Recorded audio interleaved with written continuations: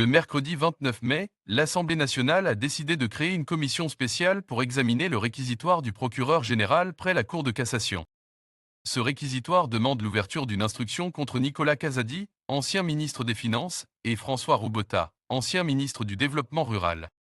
Ces deux anciens ministres, désormais députés nationaux, sont impliqués dans une affaire de surfacturation des forages. Pourquoi maintenant? Le bureau provisoire de l'Assemblée nationale n'avait pas la mission de traiter ces dossiers.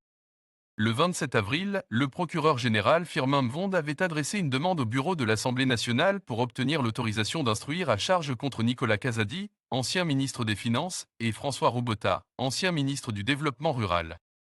Ces deux députés nationaux sont soupçonnés de détournement de fonds publics en lien avec un contrat de surfacturation concernant l'installation de forages et la construction de stations de traitement d'eau à travers le pays.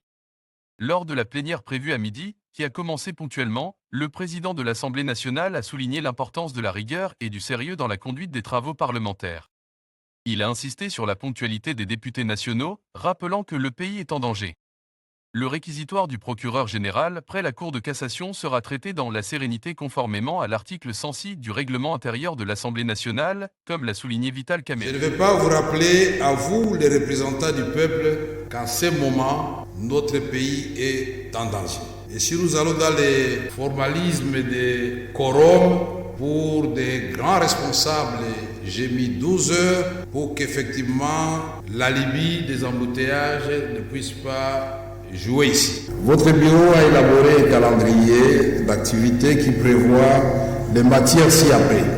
1. Mise en place des groupes parlementaires, des commissions permanentes et de la commission des sages.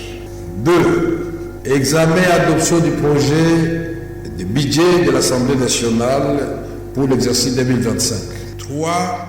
Examen et approbation du programme du gouvernement suivi de son investiture.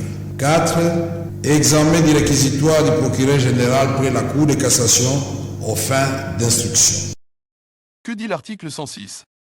L'article 106 stipule que si le procureur général estime que la nature des faits et la gravité des indices justifient l'exercice de l'action publique, il adresse un réquisitoire au bureau de l'Assemblée nationale. Une commission spéciale et temporaire est alors constituée pour examiner le réquisitoire. Cette commission entend à huis clos le ministère public et le député concerné, assisté par 2 collègues ou un avocat de son choix. Elle transmet ensuite son rapport au bureau de l'Assemblée nationale, qui l'inscrit à l'ordre du jour de l'Assemblée plénière. Après débat, l'Assemblée plénière adopte, si nécessaire, une résolution autorisant l'instruction sollicitée. En plus de la mise en place de cette commission spéciale, l'Assemblée nationale se prépare à investir le gouvernement, à constituer des groupes parlementaires, des commissions permanentes, et la commission des sages, comme l'a annoncé le président Vital Kamerhe. Merci infiniment d'avoir pris le temps de regarder ces informations. Vos commentaires, vos likes et partages sont précieux pour nous. Et surtout, n'oubliez pas de vous abonner pour ne rien manquer.